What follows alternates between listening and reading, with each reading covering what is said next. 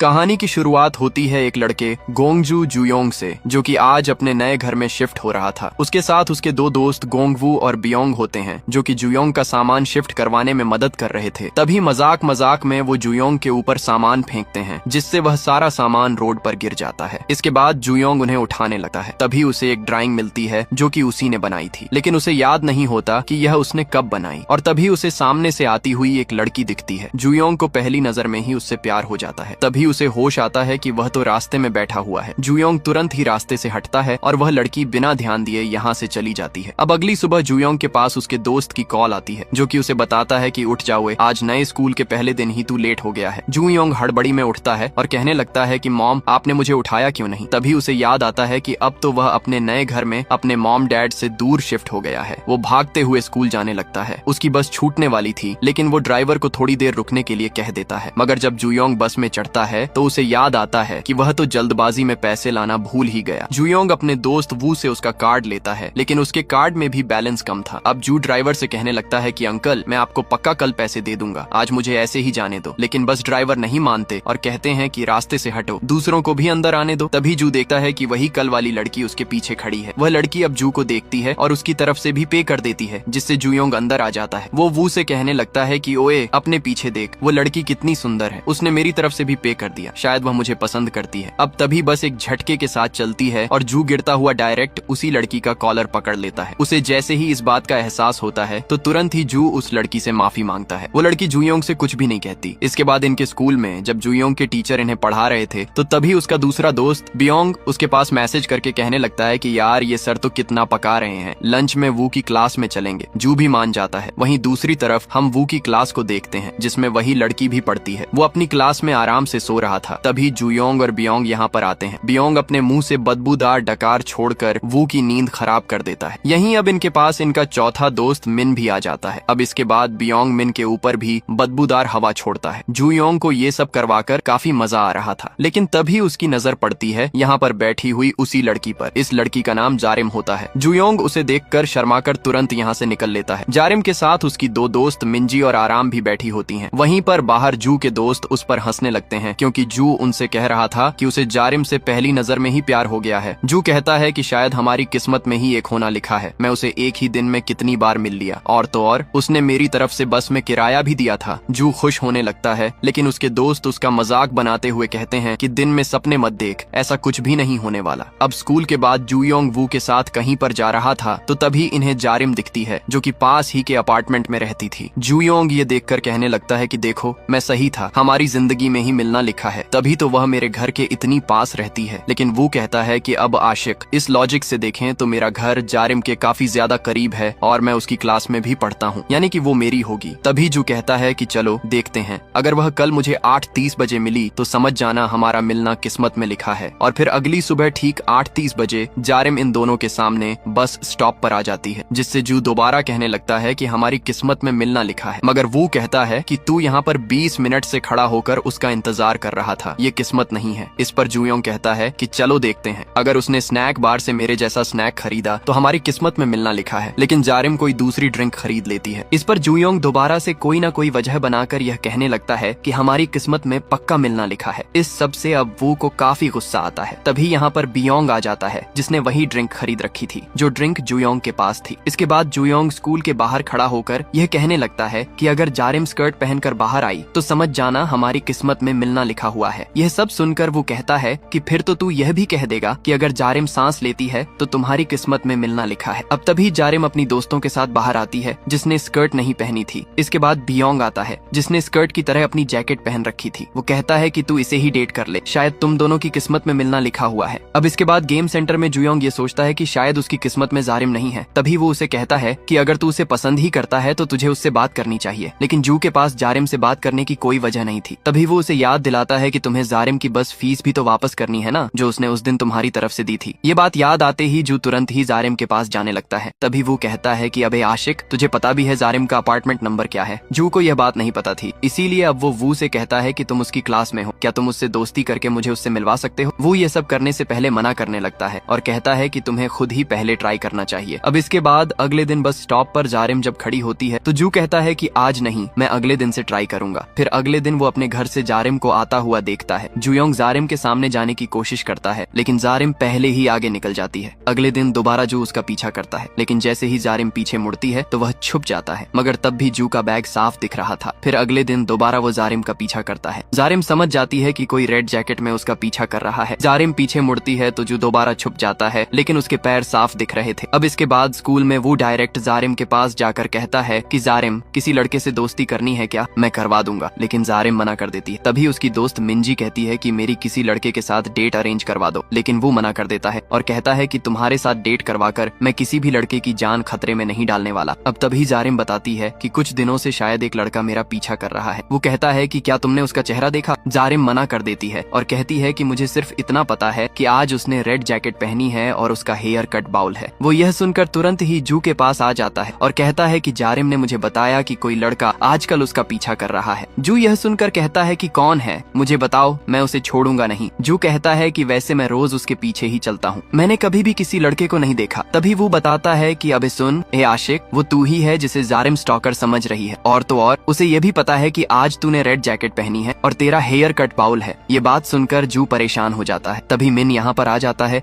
और जू मौके का फायदा उठाकर उसे अपनी जैकेट देने लगता है और उसका चश्मा खुद पहन लेता है। लेकिन मिंजी ने यह सब देख लिया था, वह सब समझ जाती है। जू कहता है कि मैं उसे जानबूझकर स्टॉक नहीं कर रहा, दरअसल मुझे उसके पैसे वापस करने थे, लेकिन मैं उससे बात ही नहीं कर पा रहा। मगर मिंजी कहती है कि तुम जारिम को पसंद करते हो ना। मिंजी उसे चारों तरफ से देखती है और कहती है कि बोल जा, तेरा कोई भी चांस नहीं है, तुझ जैसे लड़कों को जारिम पसंद नहीं करती। जू कहता है कि फिर वो किस टाइप के लड़कों को पसंद करती है, लेकिन ये बात मिंजी को भी नहीं पता थी, क्योंकि जारिम ने आज तक किसी भी लड़के को डेट नहीं किया। ये बात सुनकर जू खुश हो जाता है और कहता है कि फिर तो तुम्हें भी नहीं पता होगा कि जारिम को किस तरह के लड़के पसंद हैं। लेकिन मिंजी पूरी श्योर थी। वो कहती है कि तुम्हारा कोई चांस ही नहीं है, इसीलिए उसे भूल जाओ। ये बोलकर वह चली जाती है। मिन भी सब समझ गया था कि जू अभी अपनी जैकेट देकर उसे फंसाने की कोशिश कर रहा था, इसीलिए वह अपना चश्मा वापस लेता है और कहता है कि तुझे ये जैकेट कभी भी नहीं मिलेगी। यह बोलकर वो यहाँ से भाग जाता है। अब इसके बाद वो जू से बोलता है कि कल ही उसके पैसे वापस कर देना, जितना लंबा तुम इसे खींचोगे यह चीज उतनी ही मुश्किल होती जाएगी। अब इसके बाद अगले दिन दोबारा जू जारिम का पीछा करने लगता है। इस बार जारिम उसे देखकर भागती है और जू भी उसके पीछे भागता है, लेकिन तभी जारिम उसके सामने आ जाती है। वो जू को पकड़कर कहती है कि तू कौन है बे, और रोज मेरा पीछा क्यों करता है? जू उससे कहता है कि मैं वही हूँ जिसका उस दिन तुमने बस में किराया दिया था, मुझे तुम्हारे पैसे वापस करने थे। जारिम को याद आ जाता है। अब इसके बाद जू जारिम को 1000 वॉन एनवलप में देता है और कहता है कि मेरा नाम जुयोंग है, वैसे तुम्हारा नाम क्या है? जारिम उसे अपना नाम बताती है और जू कहता है कि मैं तुम्हारे अपार्टमेंट के पास ही रहता हूँ, क्यों ना हम लोग दोस्त बन जाएं। जारिम भी हाँ बोलकर जाने लगती है। तभी 5 दिन पहले का सीन दिखाया जाता है, जो रात में जागकर उसी नोट पर वो सारी बातें लिख रहा था, जो बातें वो जारिम से मिलकर उससे कहना चाहता था। और अब जारिम को वह नोट देने के बाद वह सोच रहा था कि जारिम उसे पढ़ेगी, लेकिन जारिम बिना देखे उससे बस का किराया दे देती है और यह देखकर जू के अरमानों पर पानी फिर जाता है। अब इसके बाद अगले दिन हम जारिम को उसके घर पर देखते हैं। जारिम की एक छोटी बहन भी होती है जिसका नाम बलम होता है और दोनों बहनें सुबह उठते ही बाथरूम की तरफ भागती हैं और पहले जाने के लिए लड़ने लगती हैं। वहीं दूसरी तरफ जुयोंग परफ्यूम लगाकर तैयार हो रहा था और सोच रहा था कि आज तो मैं जारिम से अच्छी दोस्ती करके ही रहूंगा। इसके बाद जू और वू दोनों जारिम के साथ बस स्टॉप तक जाने लगते हैं। रास्ते में जू बार बार वू से जगह बदल कर कुछ कर रहा था। इसके बाद जैसे ही ये लोग बस स्टॉप पर पहुंचते हैं तो जू जारिम से उसका फोन नंबर मांगता है और जानबूझकर अपना फोन गिरा देता है। जैसे ही जारिम उसे उठाने झुकती है तो जू उसके ऊपर कैंडीज की बारिश कर देता है और बताता है कि आज व्हाइट डे है और मैंने तुम्हारे लिए यह सब प्लान किया था, अपने बैग को भी चेक करो। जारिम देखती है कि उसके बैग में भी कैंडीज मौजूद हैं और यह सब जू ने रास्ते में चलते हुए जारिम के बैग में डाली थी। जारिम यह सब देखकर खुश नहीं होती और जू को बिना नंबर दिए फोन वापस करके बस में चढ़ जाती है। फिर स्कूल में जारिम की दोनों दोस्त इतनी सारी कैंडीज देखकर पागल हो जाती हैं। यहीं पर मिंजी कह देती है कि बेचारे जुयोंग को यह बात भी नहीं पता कि तुम्हें कैंडीज पसंद नहीं है। ये बात सुनकर जारिम कहती है कि तुम्हें कैसे पता ये कैंडीज मुझे जू ने दी है। मिंजी बात संभालने की कोशिश करती है, लेकिन जारिम समझ जाती है कि जू मुझे पसंद करता है और उसने यह बात सबको बता दी है। वह उठकर चली जाती है। वहीं पर जुयोंग अपने दोस्तों को बता रहा था कि कैसे उसने जारिम को कैंडीज दी थी। तभी मिंजी उसके पास भागती हुई आती है और बताती है कि मेरी गलती की वजह से जारिम को पता चल गया है कि तुम उसे डेट करना चाहते हो। लेकिन जू कहता है कि यह अच्छा ही हुआ। मिंजी उसे समझाने की कोशिश करती है कि तेरा कोई चांस ही नहीं है। अब तभी जारिम वहाँ से गुजरती है। जू यह देखकर उसे आवाज लगाता है और यह देखकर मिंजी तुरंत ही छुप जाती है। जू जारिम से कहता है कि तुम मुझे अपना नंबर देना भूल गई थी, अब दे दो, लेकिन जारिम उसे अवॉइड करती है और चली जाती है। फिर मिंजी दोबारा जू से कहती है कि भूल जाओ, तुम उसे कभी कभी डेट नहीं कर पाओगे। अब इसके बाद अगले दिन फिर से सुबह ही जू जारिम के सामने आ जाता है। वो उसे साइन लैंग्वेज में बताता है कि वो उससे प्यार करने लगा है, लेकिन जारिम भी उससे साइन लैंग्वेज में कहती है कि मैं तुझे बीच से काट दूंगी, लेकिन जू तब भी नहीं मानता। वह हर जगह गिटार बजाते हुए उसका पीछा करता है और कहता है कि मुझे अपना नंबर दे दो। जारिम गुस्से में आकर उसका गिटार फेंक देती है, लेकिन उसे जू के हाथ में चोट लग जाती है। जारिम उससे माफी मांगती है और कहती है कि तुम्हें ज्यादा तो नहीं लगी ना, मुझे दिखाओ। जू उसे अपना हाथ दिखाता है जिस पर उसने लिख रखा था कि मुझे अपना नंबर दे दो। जारिम गुस्से में जाने लगती है। वो वू से कहती है कि इसे मेरा नंबर दे देना। अब वो जू योंग को जारिम का नंबर सेंड कर देता है, लेकिन जू को काफी गुस्सा आता है क्योंकि उसे खुद ही जारिम से बात करके नंबर लेना था। अब इसके बाद जू एक डॉक्टर के पास आता है और बताता है कि मुझे एक बीमारी हो गई है, मैं उस लड़की से अपनी फीलिंग्स शेयर ही नहीं कर पा रहा। डॉक्टर उसे मारकर भगा देते हैं। तभी उसे जारिम आती हुई दिखाई देती है। वो कुछ कहने वाला था, लेकिन जारिम पहले ही कह देती है कि मुझे बात नहीं करनी। यह बोलकर वो चली जाती है। अब इसके बाद जू उदास होकर बैठा होता है। बाहर बारिश हो रही थी और तभी वो जू के पास आकर बताता है कि जारिम आज अपना छाता लाना भूल गई है। ये सुनते ही जू को आइडिया आता है कि वो जारिम के साथ एक ही अम्ब्रेला में घर जा सकता है। उसके बाकी दोनों दोस्त भी यहाँ पर आ जाते हैं। वो जू को अपना अम्ब्रेला देते हैं, लेकिन तभी बियोंग कहता है कि क्या पता जारिम की दोस्त भी अम्ब्रेला लाई हो, फिर तो जारिम उनके साथ चली जाएगी। ये बात सुनकर जू अब वू से मदद मांगता है। कुछ समय बाद जारिम की दोनों दोस्त अपना अम्ब्रेला चेक करती हैं, तो वो वहाँ पर नहीं था और वो भी चुपचाप यहाँ से निकल लेती हैं। अब इसके बाद जाते समय जू अपना छाता लेकर जारिम के पास जाता है और कहता है कि क्या हम साथ में चलें, लेकिन जारिम पहले ही भाग लेती है। फिर वो मिंजी और आरम के अम्ब्रेला को उनके पास रखने लगता है, लेकिन मिंजी यह देख लेती है और आरम फाइटिंग में काफी अच्छी थी। आरम अब वू को मारने के लिए तैयार हो जाती है। इधर जू अब भी जारिम के पीछे जा रहा था। वो जारिम से कहता है कि हम एक ही अम्ब्रेला को यूज कर सकते हैं, लेकिन जारिम नहीं मानती और जाने लगती है। इधर आरम ने एक ही पंच में वू की नाक से खून निकाल दिया था, जिसके बाद वो दोनों यहाँ से जाने लगती हैं। वहीं जू अब अपना अम्ब्रेला जमीन पर जारिम के आगे फेंक देता है और कहता है कि इसे अकेले यूज करो और घर तक चली जाओ, मैं नहीं आने वाला और मैं नहीं चाहता कि तुम्हें कोल्ड हो जाए। लेकिन जारिम अम्ब्रेला नहीं लेती और उसे आगे ही फेंक देती है। कुछ देर बाद ऐसे ही अम्ब्रेला फेंकते हुए जारिम अपने अपार्टमेंट तक पहुंच जाती है। जू भी नीचे आकर रुक जाता है और कहता है कि तुम्हारी वजह से अब अम्ब्रेला खराब हो गया है, इसीलिए मैं भी घर नहीं जा सकता। अब तभी जारिम देखती है कि उसके पास उसका कार्ड नहीं है, इसीलिए वह अपार्टमेंट की बिल्डिंग में अंदर नहीं जा सकती। वहीं पर उसकी दोनों दोस्तों को जारिम का कार्ड जमीन पर पड़ा हुआ मिलता है। वे उसे उठाकर अपने पास रख लेती हैं। यहीं पर जारिम भी अब जू के साथ ही बाहर खड़ी हुई थी। उसके फोन की बैटरी भी खत्म हो चुकी थी और यह देखकर जू उसे कहता है कि तुम चाहो तो मेरे घर आ सकती हो, मेरा घर यहाँ से पास ही में है, वहाँ पर तुम अपना फोन चार्ज कर लेना। लेकिन जारिम मना कर देती है। जू गुस्से में कहता है कि ठीक है, अब मैं जा रहा हूँ, मुझे फर्क नहीं पड़ता, तुम्हें चाहे सर्दी लगे या फिर चाहे कुछ भी हो। यह बोलकर वो चला जाता है। वहीं दूसरी तरफ मिंजी और आरम आराम से रेस्टोरेंट में खाना खा रही थी, क्योंकि ये ट्रीट उन्हें वू ने दी थी और वू के दोस्त भी उसका लंबा चौड़ा बिल बनवाने के लिए खूब खाना खाने में लगे हुए थे। आरम कहती है कि हमें पहले जारिम के पास चलकर उसे उसकी कीज दे देनी चाहिए, वह बाहर खड़ी होगी। लेकिन मिंजी कहती है कि उन्हें डिस्टर्ब करने की कोई जरूरत नहीं। यह बात सुनकर आरम समझ जाती है कि जरूर ऐसी बारिश में जू जारिम को अपने घर ले जाएगा और उन दोनों में अच्छी दोस्ती हो जाएगी। लेकिन ऐसा कुछ भी नहीं हुआ था और जारिम अकेले खड़ी हुई थी। मगर तभी यहाँ पर जू वापस आ जाता है। वह अपने घर से जारिम के लिए कुछ कपड़े लाया था। जारिम कहती है कि तुम भीगे क्यों हो, क्या तुम्हारे पास कोई दूसरा अम्ब्रेला नहीं था क्या? जू कहता है कि हाँ, मेरे पास नहीं है, जब मैं यहाँ पर शिफ्ट हुआ था तो उसे लाना भूल गया। जारिम उससे कहती है कि वैसे तुम वापस क्यों आए हो? इस पर जू कहता है कि जाहिर सी बात, मुझे तुम्हारी चिंता हो रही थी। ये देखकर अब जारिम जू से कहती है कि चलो तुम्हारे घर चलते हैं। वो जाने वाली थी, लेकिन तभी एक आंटी बिल्डिंग के अंदर से निकल कर आती है, जिससे दरवाजा खुल जाता है और जारिम अंदर जा पाती है। लेकिन अब वो जू को भी अंदर खींचकर उससे कहती है कि 2 मिनट यहीं पर इंतजार कर। जारिम उसे अपने घर से अपना एक स्वेटर लाकर देती है जो कि गीला नहीं था और इसे पहनने के लिए कहती है। साथ ही जारिम उसे एक दवाई भी देती है ताकि जू को सर्दी न लगे, और जाने के लिए जारिम जू को एक अम्ब्रेला भी देती है और कहती है कि इस सब के बाद भी अगर तुम बीमार पड़ गए ना तो मैं तुम्हें खुद जान से मार दूंगी। यह बोलकर वो चली जाती है। जू अब खुश होकर जाने लगता है। वो जारिम के कपड़ों में जारिम की स्मेल को सूंघ रहा था। तभी यहाँ पर जारिम की बहन लिम आ जाती है। वो उसे देखती है और सोचती है कि यह कौन है। इसके बाद लिम ऊपर आकर जारिम से कहती है कि नीचे जो लड़का है वह तुम्हारा दोस्त है ना, आखिर तुमने उसे मेरी हुडी क्यों दी? जारिम उसे छेड़कर खुश होने लगती है और वहीं पर जू सोच रहा था कि यह स्वेटर जारिम का है। और इसी एंडिंग के साथ इस के ड्रामा के 2 एपिसोड्स की कहानी यहीं पर खत्म हो जाती है। दोस्तों, अगर आपको इस के ड्रामा के आगे के एपिसोड्स भी देखने हैं तो कमेंट सेक्शन में नेक्स्ट पार्ट लिखना मत भूलिएगा और इस वीडियो को भी लाइक करके हाइप कर दीजिएगा। मिलते हैं अगले पार्ट में, तब तक लिए बाय बाय, टेक केयर।